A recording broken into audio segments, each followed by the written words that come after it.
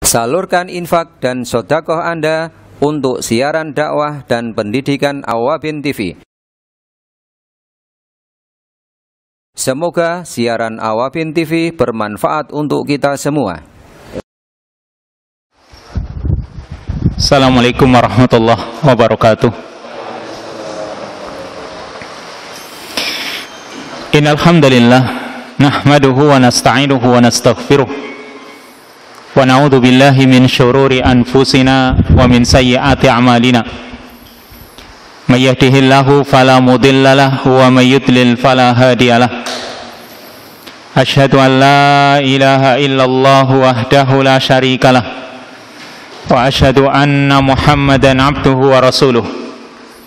Allahumma salli wa sallim wa barik ala nabiyyika wa rasulika Muhammadin wa ala alihi wa ashabihi wa man sara ala nahjihi waqtafa atharahu ila yaumil qiyamah. Allahumma anfa'na bima 'allamtana wa 'allimna ma yanfa'una warzuqnal huda wat tuqa wassadad. Ikhwani wa akhwati fiddin rahimani wa rahmakumullah. Hadirin yang semoga senantiasa dirahmati oleh Allah. Alhamdulillah, pada kesempatan malam hari ini kita bisa melanjutkan kembali kajian singkat kita ini. InsyaAllah masih kita bahas kitab Al-Mukhtasar fil Aqidah yang ditulis oleh beliau Dr. Khalid Al-Musyaikih hafidhahullahu ta'ala wa ra'ah, yang insyaAllah pembahasan pada malam hari ini yaitu di halaman yang ke-19, Al-Matlabus Sabi' tentang ta'rifu asyirkil asghar, tentang definisi syirik kecil, yang pada pertemuan sebelumnya sudah kita jelaskan tentang syirik besar. Maka kita lanjutkan tentang syirik kecil, definisinya dan juga perkara atau hukum-hukum yang berkaitan dengannya. Nah, Ustaz Fuad Iqra.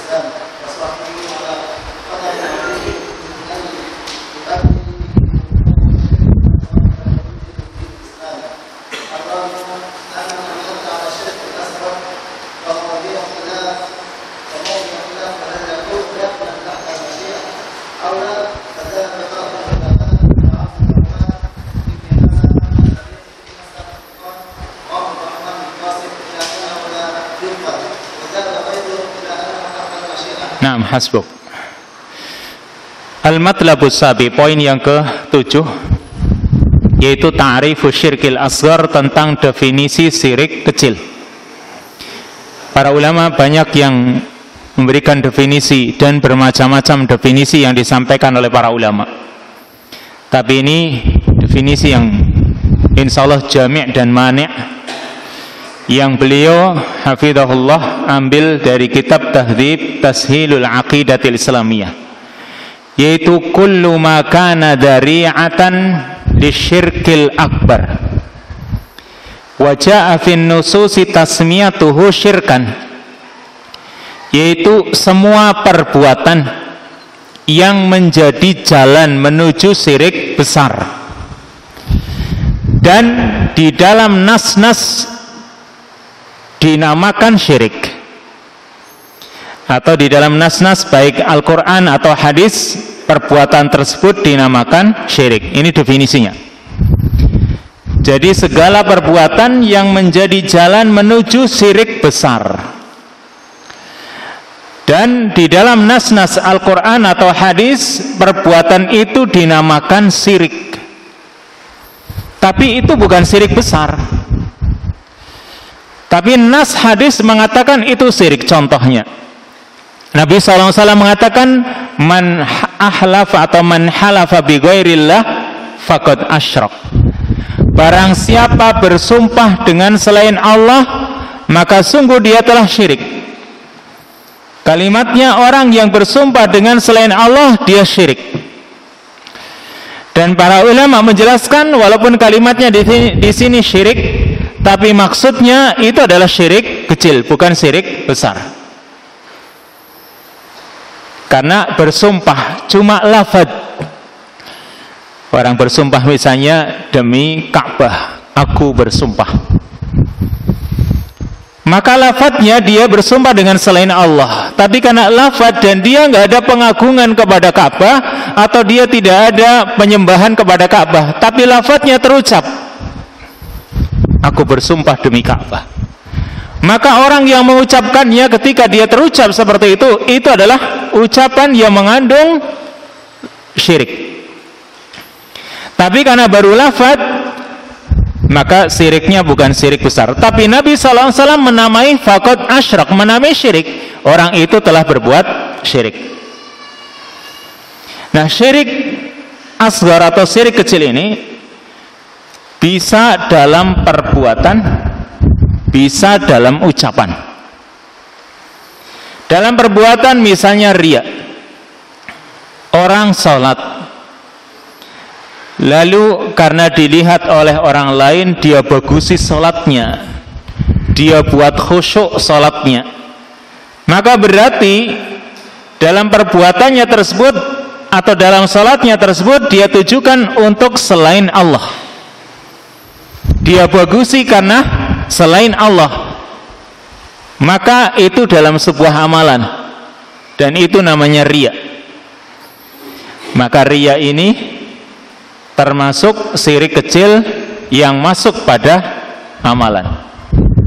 Atau dalam ucapan, seperti tadi, bersumpah dengan selain Allah. Ya, bersumpah dengan selain Allah. Tapi hati-hati, karena bersumpah dengan selain Allah ini, kalau ditinjau dari segi lafadz, hukumnya syirik kecil. Tapi nanti, ya, karena tadi dikatakan dzari'atan lisyirkil akbar, bisa menjadi jalan menuju syirik besar. Bisa saja kalau orang itu ketika misalnya bersumpah, aku bersumpah demi Syekh Fulan, yang Syekh Fulan ini dalam hatinya punya kedudukan tinggi, maka ketika dia menyebut aku bersumpah demi Syekh Fulan, lalu awalnya cuma lafaz terucap, lama-kelamaan hatinya mengagungkan Syekh Fulan tersebut, bahkan kadang sampai berdoa meminta kepada Syekh Fulan tersebut, maka masuk terjerumus pada syirik akbar. Makanya Nabi SAW pun mengatakan, akhwafu ma akhafu alaikum asyirkul asghar. Dosa yang paling aku takuti akan menimpa kalian yaitu syirik kecil. Ini Nabi mengatakan, ada kalimat asyirkul asghar, syirik kecil. Nabi sendiri mengatakan syirik kecil. Dan ini justru malah lebih ditakuti oleh Nabi SAW daripada syirik besar. Kenapa? Kalau syirik besar jelas, tapi kalau syirik kecil, orang enggak terasa dia melakukannya, tiba-tiba terjerumus ke dalam syirik kecil, kemudian terhapus amalannya. Dan ini menimpa bukan hanya orang-orang musyrikin saja, tapi kaum muslimin mengalaminya.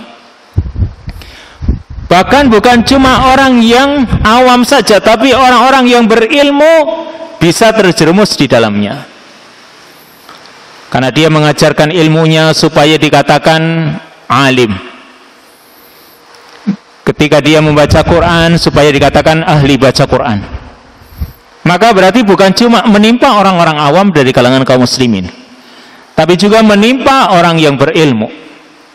Makanya Nabi SAW lebih mengkhawatirkan menimpa umat ini.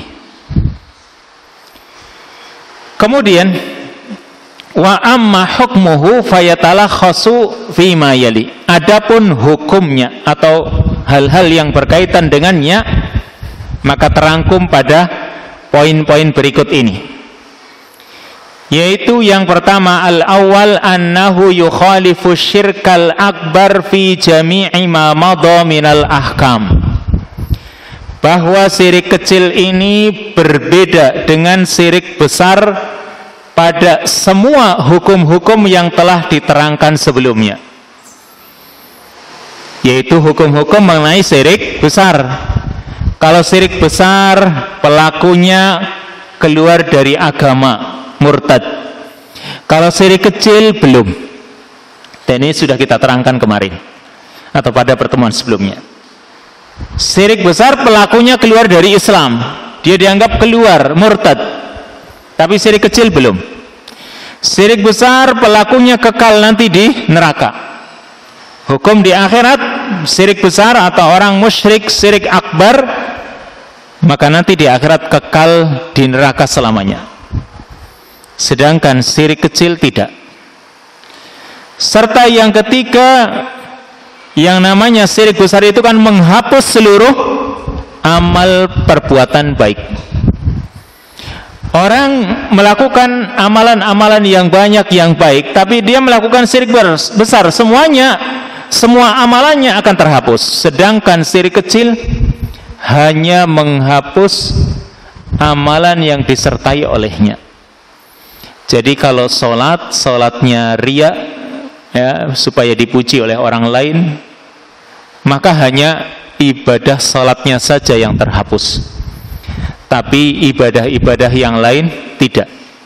Tapi kalau syiriknya syirik besar, semuanya, ya, semua amalan baik sholatnya, puasanya, dan seluruh amalan yang lain itu semua terhapus. Maka di sini berbeda. Syirik kecil ini yukhalifu syirkal akbar fi jami'i ma madha minal ahkam. Ini poin yang pertama, bahwa syirik kecil itu berbeda hukum dengan syirik besar pada semua hukum-hukum yang telah dijelaskan. Lalu as-tsani, yang kedua, annahu kabiratun min kabairid dzunub bal huwa min akbarid dzunub ba'da nawaqidit tauhid, bahwa syirik kecil itu adalah kabirah, salah satu dosa besar di antara dosa-dosa besar. Bal huwa min akbarid dzunub, bahkan syirik kecil ini termasuk dosa-dosa besar yang paling besar setelah pembatal-pembatal tauhid. Jadi antara syirik kecil dengan perbuatan zina, dengan perbuatan membunuh, dengan perbuatan durhaka, lebih besar dosanya syirik kecil, karena ini kaitannya dengan hak Allah subhanahu wa ta'ala, ya. Sedangkan mungkin membunuh itu dengan hak sesama manusia. Ini kaitannya dengan Allah, ya, dengan hak Allah. Walaupun dikatakan syirik kecil, tapi dia lebih berat dosanya daripada dosa-dosa besar. Makanya dikatakan dosa terbesar sesudah pembatal-pembatal tauhid, pembatal-pembatal keislaman. Ini yang kedua. Yang ketiga, anna hadha syirka qad ya'dumu hatta ya'ula bi sahibihi ila syirkil akbar al-mukhrij min millatil Islam. Fa sahibuhu ala khatarin 'adzim min an yu'addiya bihil wuqu' fi syirkil asghar ilal khuruji min dinil Islam. Bahwa syirik ini atau syirik kecil ini qad ya'dum, kadang bisa menjadi besar, hatta ya'ula bi sahibihi ila syirkil akbar, sehingga membawa pelakunya kepada syirik besar yang mengeluarkan pelakunya dari agama Islam ini. Maka pelakunya dia berada di atas bahaya yang besar, karena bisa mengakibatkan pelakunya itu terjerumus kepada syirik yang sampai mengeluarkan dia dari agama Islam ini. Jadi misalnya, walaupun awalnya syirik kecil, orang punya jimat jimatnya hanya sekedar sebagai perantara. Ya, awalnya dia masih yakin kalau yang memberi rizki itu Allah, tapi dia punya jimat itu barangkali untuk pendamping atau hanya sekedar bawaan, barangkali nanti bisa bermanfaat, kan seperti itu. Karena biasanya mbah dukun itu atau siapalah, mbak kiai katakanlah, yang memberi jimat nih barangkali bisa bermanfaat, kan gitu. Mungkin diberi cincin, mungkin diberi apalah. Nah, tapi itu jimat. Nah, ketika orang masih meyakini yang memberi rizki itu Allah, cuma jimatnya dia pakai barangkali Allah subhanahu wa ta'ala jadikan ini sebagai lantaran untuk bisa dapat rizki, untuk bisa menolak bala, untuk memberikan karomah dan lain sebagainya, ya. Dia masih menganggap Allah yang memberi rizki, Allah yang menghilangkan bala. Tapi itu hanya sekedar awalnya, hanya sekedar untuk jaga-jaga misalnya, atau hanya barangkali bisa menjadi lantaran, maka hukumnya masih syirik kecil. Tapi bisa saja orang itu menyerahkan dirinya, bertawakalnya tidak kepada Allah tapi kepada jimatnya, maka berarti dia terjerumus kepada syirik besar. Bahkan mungkin ketika laris dia kembalinya kepada jimat. Oh, jimatku ampuh ini karena bisa laris hari ini, sehingga dia tidak menyerahkan kepada Allah. Dia merasa itu yang memberikan laris dagangannya dia. Makanya kadang sering ditempel-tempel di warung-warung itu, di atas pintu ada sebuah kertas dilaminating, tempel di atas, hurufnya nggak jelas. Yang bisa baca, yang nulis saja nggak bisa baca. Tapi orang berkeyakinan ini karena dari Mbah Fulan. Nah, siapa tahu warungnya jadi laris. Nah, kalau yang seperti itu, kalau dia awalnya cuma barangkali sebagai lantaran, masih syirik kecil, tapi ternyata laris. Mandi juga ini kata Mbah. Nah, ternyata ampuh ini yang bisa memberikan penglaris, sehingga di situ terjerumuslah kepada syirik akbar, yang orang itu bisa keluar dari Islam, ya. Dan akibatnya seperti apa yang menjadi hukum-hukum syirik akbar. Ini yang ketiga. Ar-rabi, yang keempat, anna man mata ala syirkil asghar fa maudi'u khilaf hal yakunu dakhilan tahtal masyiah aw la. Orang yang meninggal dunia tapi dia meninggalnya masih punya syirik kecil. Meninggal dunia masih punya keyakinan syirik kecil, atau mungkin masih melakukan amalan-amalan syirik kecil, maka fa maudhi'u khilaf hal yakunu dakhilan tahtal masyiah, maka ini menjadi perbedaan pendapat, khilaf di antara para ulama. Apakah kalau orang itu meninggal dunia dan dia masih melakukan syirik kecil, apakah diampuni dosanya atau masuk ke dalam masyiatullah atau tidak? Ini khilaf. Jadi satu dalil yang ini nanti menjadi muara, apakah syirik kecil ini masuk ke dalamnya atau tidak? Karena dalilnya Allah Subhanahu wa ta'ala mengatakan, innallaha la yaghfiru ayyushraka bihi wa yaghfiru ma duna dzalika liman yasha. Sesungguhnya Allah tidak akan mengampuni dosa syirik dan akan mengampuni dosa selain itu. Nah, perhatikan di sini. Apakah syirik asghar, syirik kecil ini masuk kepada kalimat sesungguhnya Allah tidak akan mengampuni dosa syirik? Yang berarti kalau masuk kepada kalimat yang pertama ini, syirik kecil nggak diampuni. Ataukah masuk kepada kalimat yang kedua, wa yaghfiru ma duna dzalika liman yasha, Allah akan mengampuni dosa selain itu bagi orang yang Dia kehendaki. Jadi sini, apakah masuk pada kalimat yang pertama atau masuk pada kalimat yang kedua? Ini yang menjadi khilaf di antara para ulama. Fadhahaba ba'dul ulama ka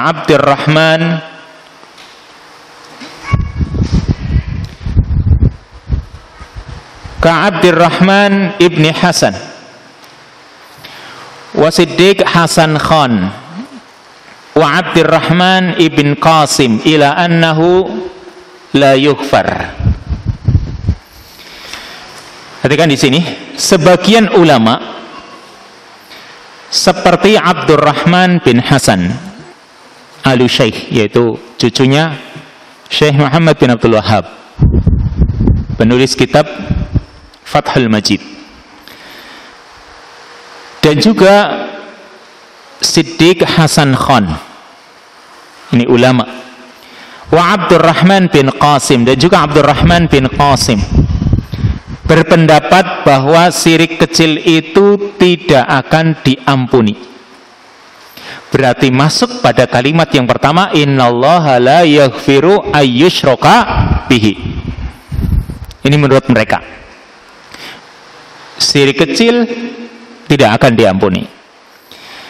Wa dhahaba ghairuhum ila annahu tahtal masyiah, sedangkan yang lain berpendapat bahwa syirik kecil masuk pada masyiatullah, yaitu kalimat yang kedua, wa yaghfiru ma duna dzalika liman yasha, Allah akan mengampuni dosa selain itu bagi orang yang Dia kehendaki.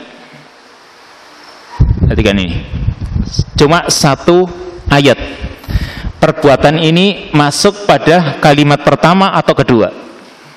Coba kita perhatikan ayatnya. Innallaha la yaghfiru ayyushraka bihi, sesungguhnya Allah tidak akan mengampuni dosa syirik. Syirik kecil termasuk syirik bukan? Nah, tapi kan namanya syirik, berarti masuk kan begitu. Maka kalau kalimat ayyushraka bihi, yaitu kalau ditakwil dengan masdar isyrakan bihi, sesungguhnya Allah tidak akan mengampuni dosa syirik, yaitu semua syirik.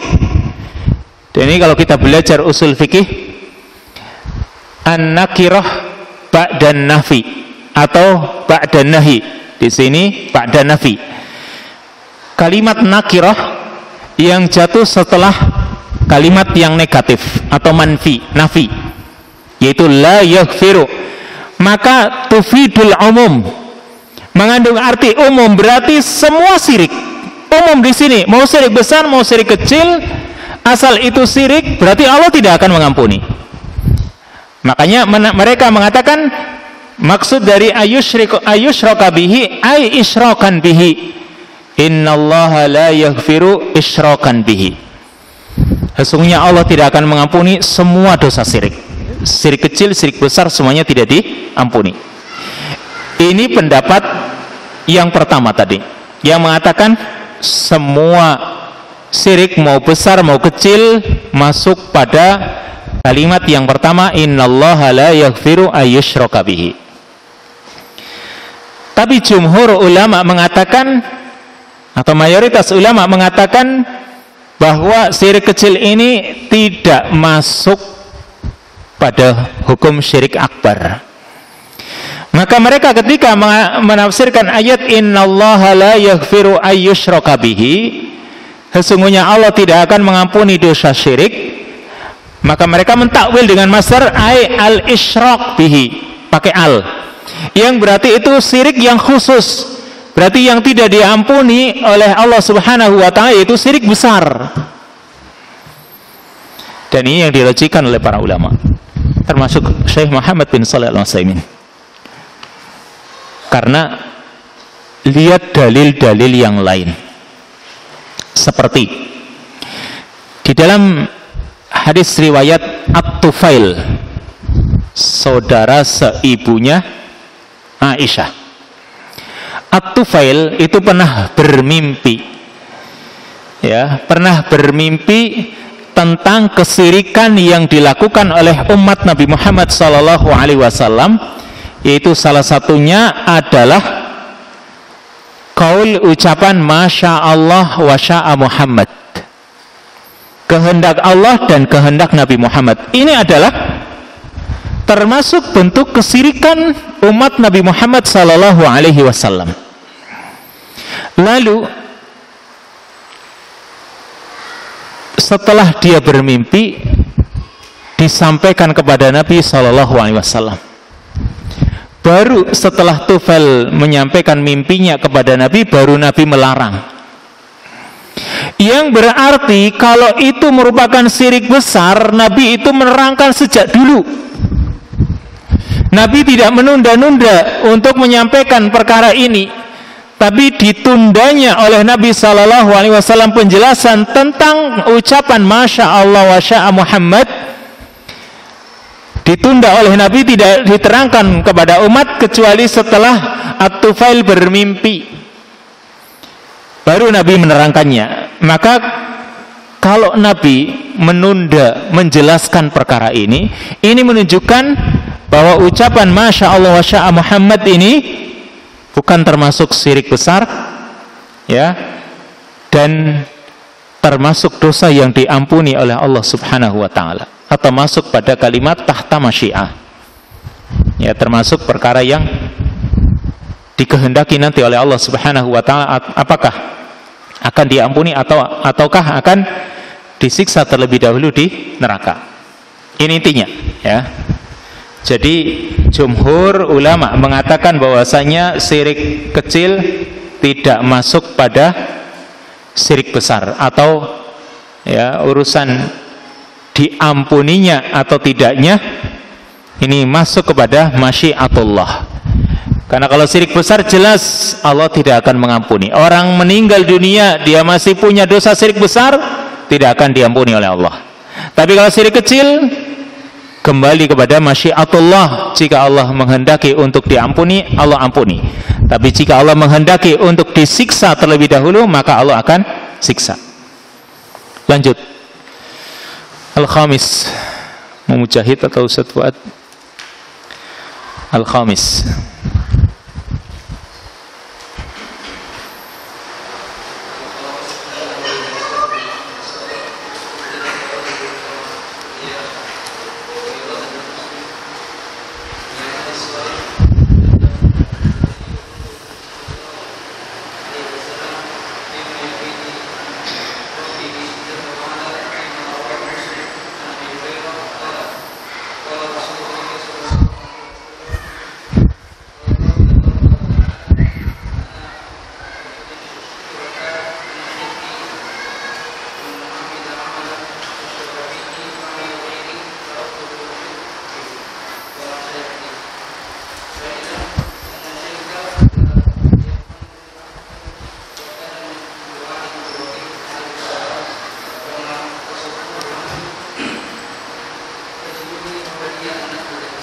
Nah, hasbuk.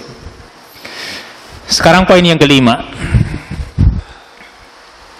masih tentang syirik asghar, syirik kecil, yaitu annahu idza sahabal amala salih abtala sawabahu kama firriya.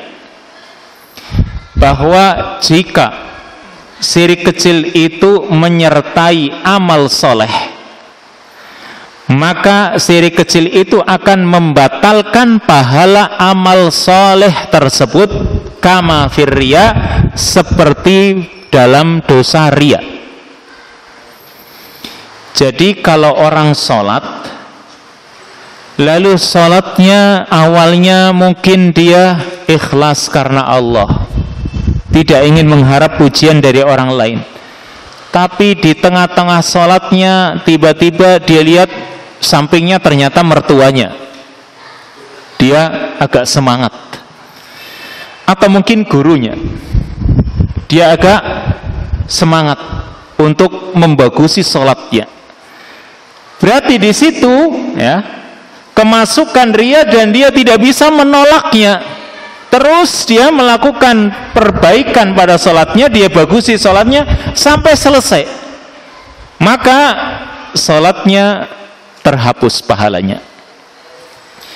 Apalagi kalau dari awal dia masuk mau sholat, dilihat oh ada orang yang dia misalnya ya hormati, maka dari awal mau sholat dia sudah bersikap ria, maka sudah nanti terhapus sampai akhir sholatnya. Pahala sholatnya tidak dia dapatkan karena terhapus karena sebab ria. Dan juga wa iradatil muslim bi'amalihi salih ad-dunya wahdaha.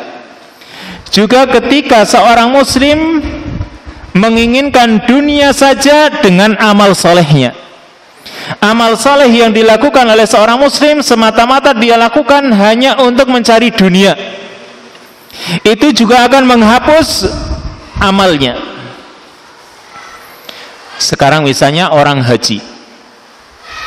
Orang haji kalau semata-mata hanya untuk dagang, atau misalnya dia menghajikan orang semata-mata untuk mencari keuntungan uang karena mumpung dibayari, apalagi yang bayari banyak orang.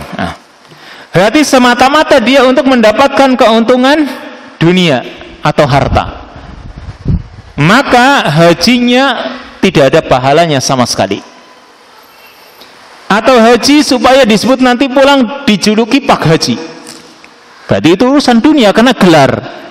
Ya, gelar ini adalah urusan dunia, harta, tahta, wanita dan lain sebagainya. Ini adalah urusan-urusan dunia. Orang melakukannya maka terhapuslah pahalanya tadi. Atau puasa misalnya. Puasa hanya untuk menjaga kesehatan. Tapi kalau dia lakukan karena Allah Subhanahu wa ta'ala, cuma sambilan saja. Tadi misalnya orang haji, dia semata-mata karena Allah, tapi untuk sambilan dagangnya. Boleh, cuma hati-hati, karena bisa saja nanti itu akan mengurangi pahalanya. Tergantung ya. Tergantung pendorongnya yang paling kuat itu apa? Apakah untuk dagangnya atau semata-mata karena Allah Subhanahu wa ta'ala. Ya, kalau memang hanya untuk sambilan, dagang itu sambilan, yang penting saya mau fokus haji. Kalau memang nanti ternyata di sana ada kesempatan dagang, ya bisa dagang. Kalau enggak. Yang penting saya mau fokusnya haji. Maka insya Allah ini ya masih ikhlas. Tidak ada tujuan dunia. Tapi hati-hati. Karena apa? Karena manusia dalam perjalanan amal ibadahnya kadang butuh diperbaharui niat, karena niat ini kadang bolak-balik. Ternyata ada keuntungan misalnya. Ya, akhirnya yang tadinya ikhlas karena Allah, terus lama-lama dia untuk mengejar dunianya tadi. Maka berarti di sini ibadahnya tersebut terhapus. Karena Allah Subhanahu wa ta'ala mengatakan dalam surat Hud ayat yang ke-15. Man kana yuridul hayatad dunya wa zinataha nuwaffi ilaihim a'malahum fiha wa hum fiha la yubkhasun. Ulaika alladziina laisa lahum fil akhirati illa an-nar wa habita ma sana'u fiha wa batilum ma kanu ya'malun. Man kana yuridul hayatad dunya, barang siapa menginginkan kehidupan dunia dan perhiasannya, berarti amal ibadahnya hanya untuk mengejar dunia. Kata Allah, nuwafi ilaihim a'malahum fiha, kami cukupkan, kami sempurnakan amalan-amalan mereka di dunia. Wahum fiha la yubkhasun, dan mereka tidak akan dikurangi. Tetapi ulaikal ladzina laisa lahum fil akhirati illan nar, mereka itulah orang-orang yang tidak memiliki bagian di akhirat kecuali neraka. Wa habita ma sana'u fiha, dan terhapuslah apa yang mereka lakukan di dunia. Wa batilum ma kanu ya'malun, dan juga batallah apa yang mereka perbuat. Ini makanya berhati-hati ya. Karena bisa saja ternyata dalam perjalanan ibadah tujuan dunia lebih dominan, terhapuslah amal perbuatannya tersebut. Maka kerugian yang didapatkan, karena bukan cuma sekedar terhapus nggak dapat apa-apa, itu dosa juga. Wad dalilu qauluhu ta'ala fima yarwihi an rabbih jalla wa ala fima rawahu Muslim an Abi Hurairah. Dalilnya sabda Nabi sallallahu alaihi wasallam di dalam hadis yang diriwayatkan oleh beliau dari Allah Jalla wa ala, yaitu dalam hadis riwayat Imam Muslim dari sahabat Abu Hurairah, qala, dia menuturkan, qala Rasulullah sallallahu alaihi wasallam, Rasulullah sallallahu alaihi wasallam bersabda, qala Allah tabaraka wa taala, Allah tabaraka wa taala berfirman. Ini hadis qudsi. Allah mengatakan, ana aghna syuraka'i 'anis syirki man 'amila 'amalan asyraka fihi ma'i ghairi taraktuhu wa syirkah kama sayati. Aku, kata Allah, adalah sekutu yang paling tidak butuh kepada sekutunya. Aku adalah sekutu yang paling tidak butuh kepada sekutunya. Ini sudah saya jelaskan, tapi saya ulangi biar lebih paham lagi. Allah mengatakan bahwa aku, kata Allah, adalah sekutu yang paling tidak butuh pada sekutunya. Berarti Allah itu sebaik-baik sekutu. Maksudnya bagaimana? Pernah saya terangkan, saya ulangi lagi ya. Kalau si A dengan si B, si A punya modal, si B punya skill ya untuk berdagang. Si A cuma punya duit, punya modal, tapi dia nggak punya skill, nggak punya kemampuan untuk mengembangkan uangnya. Akhirnya si A dengan si B kerjasama, dan si B nggak punya modal, tapi dia punya skill, punya kemampuan. A dan B kerjasama, maka keduanya namanya bersekutu. Dan keduanya karena sama-sama membutuhkan, ini bukan sekutu yang baik. Kenapa? Kalau A nggak ada, B nggak bisa. Kalau B nggak ada, A nggak bisa sendiri. Berarti dia nggak bisa sendirian. A butuh si B, B butuh si A. Tapi sekarang Allah sebagai pencipta disekutukan dengan makhluknya. Allah nggak butuh makhluk, makhluk butuh Allah. Makanya Allah ketika katakanlah makhluknya itu nggak ada, Allah masih bisa sendiri. Tapi makhluk nggak bisa kalau dengan tidak ada Allah Subhanahu wa taala. Makanya Allah sebaik-baik sekutu. Kenapa? Dia nggak butuh sekutunya. Maka kalau sekarang orang melakukan ibadah, yang ibadah itu harusnya ditujukan kepada Allah Subhanahu wa taala, tapi dia lakukan untuk selain Allah, yang berarti dia ya sekutukan Allah dengan yang lain. Contohnya tadi sholat, di samping dia niatnya karena Allah, lalu dia juga perbaiki sholatnya karena ingin dipuji oleh orang, maka berarti di sini dia menyekutukan Allah dengan makhluknya, dengan manusia yang dia ingin dapat pujian darinya. Maka berarti di sini karena Allah nggak butuh sekutu, maka Allah akan tolak di sini. Yang butuh ibadah kan manusianya, Allah nggak butuh ibadahnya. Makanya Allah itu di sini katakan, man amila amalan asyraka fihi ma'i ghairi, orang yang melakukan suatu amalan dia sekutukan di dalam ibadahnya dengan selainku, dia sekutukan aku dengan selainku, maka kata Allah, taraktuhu wa syirka, aku tinggalkan dia. Allah tinggalkan amalannya. Kenapa? Allah nggak butuh amalannya. Wasyirkahu, dan sekutunya, Allah juga nggak butuh sekutu. Makanya ini menunjukkan amalannya ditolak.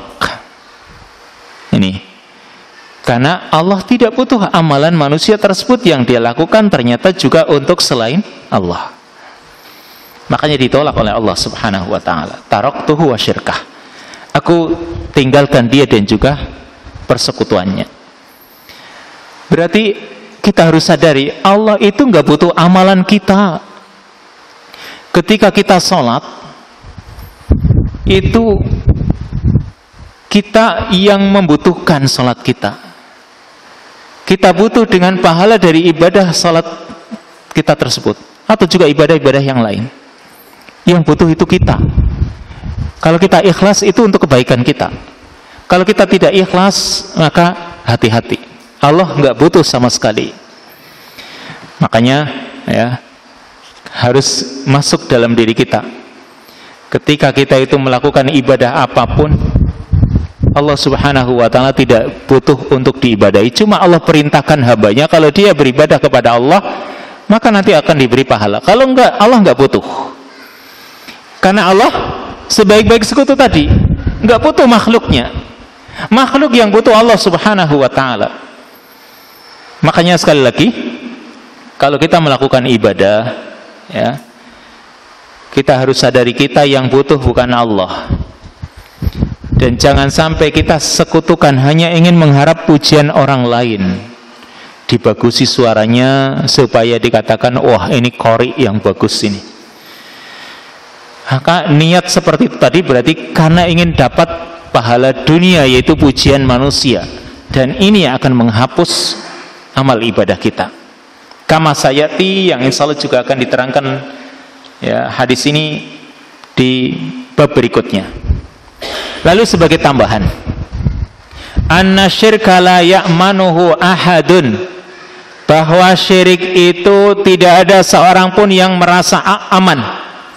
Tidak ada seorang yang bisa aman dari dosa syirik. Jadi jangan merasa kalau kita pelajari akidah insya Allah kita nggak akan syirik. Ya insya Allah usaha, tapi hati-hati karena orang itu nggak akan bisa aman. Terutama tadi syirik kecil. Makanya Nabi lebih takut, bahkan ketakutannya melebihi Dajjal. Kalau Dajjal jelas ya, makhluk yang nanti kalau dia seorang mukmin akan bisa mengetahuinya, karena di dahinya tertulis kafir, kafaro, jelas. Tapi riya atau syirik kecil orang nggak menyadarinya.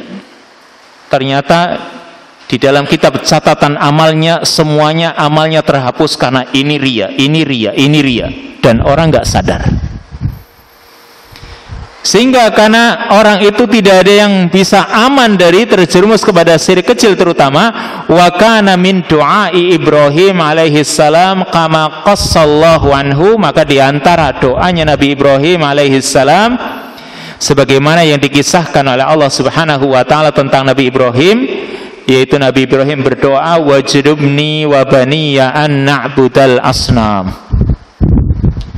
jauhkanlah aku dan keturunanku, anak cucuku dari menyembah kepada berhala. Jadi Nabi Ibrahim minta kepada Allah agar dirinya dan juga keturunannya dijauhkan oleh Allah Subhanahu wa ta'ala dari peribadatan kepada berhala, yang berarti minta perlindungan kepada Allah, minta dijauhkan oleh Allah Subhanahu wa ta'ala dari dosa syirik, dari peribadatan kepada selain Allah. Ini yang dicontohkan oleh Nabi Ibrahim yang ada di dalam ayat Al-Quran, yaitu surat Ibrahim ayat yang ke-35. Lalu di dalam hadis yang sahih, di antara doanya Nabi Sallallahu Alaihi Wasallam yang ini juga perlu kita hafal ya, dan penting untuk kita hafalkan supaya kita tidak terjerumus kepada dosa syirik, yaitu Allahumma inni a'udzubika an usyrika bika syai'an wa ana a'lamu wa astaghfiruka lima la a'lam. Atau mungkin ada beberapa lafaz yang mungkin sedikit beda dari lafaz ini, tapi hadis yang sahih yaitu Allahumma inni a'udzubika an usyrika bika syai'an wa ana a'lamu wa astaghfiruka lima la a'lamu. Ya Allah, sesungguhnya aku berlindung kepadamu dari menyekutukanmu dengan sesuatu apapun. Berarti aku berlindung kepadamu dari dosa syirik, padahal aku mengetahuinya. Wa astaghfiruka lima la a'lamu, dan aku memohon ampun kepadamu karena dosa yang tidak aku ketahui. Ini Nabi Sallallahu Alaihi Wasallam saja mohon ampun, minta perlindungan kepada Allah Subhanahu Wa Taala supaya tidak terjerumus kepada dosa syirik. Apalagi kita. Nabi Ibrahim saja memohon perlindungan kepada Allah Subhanahu Wa Taala supaya terhindar dari dosa syirik. Apalagi kita, orang-orang yang tidak maksum yang tidak dijaga oleh Allah Subhanahu wa taala dari terjerumus ke dalam dosa. Makanya kita itu lebih butuh lagi perlindungan supaya dijauhkan dari dosa syirik. Makanya doa itu jangan melulu tentang dunia terus. Karena dikit-dikit doa habis sholat, ya Allah berikan aku rizki yang banyak, ya Allah bebaskan hutangku, ya Allah jadikan anak-anakku anak yang soleh, ya Allah. Ini terus dunia terus yang diminta, sementara urusan akhirat kadang orang terlupakan. Memang sih kadang sudah cukup Rabbana atina fid dunya hasanah wa fil akhirati hasanah wa qina adzabannar, itu sudah semua tercakup. Tapi alangkah baiknya diperinci wa fil akhirati hasanah ini, diperinci mulai dari adab kubur, mulai dari nanti dibangkitkan di padang mahsyar. Semuanya itu akan perkara-perkara yang akan menyulitkan kita. Hisab lagi, makanya Allahumma hasibni hisaban yasira, ya Allah hisablah aku dengan hisab yang mudah. Urusan hisab nanti, urusan nanti melewati sirat, urusan nanti ketika misalnya supaya dilindungi oleh Allah, Allahumma ajirni minan nar, dan lain sebagainya. Maka doa-doa yang kita itu perlu memperinci, terutama urusan-urusan akhirat, itu sangat kita butuhkan.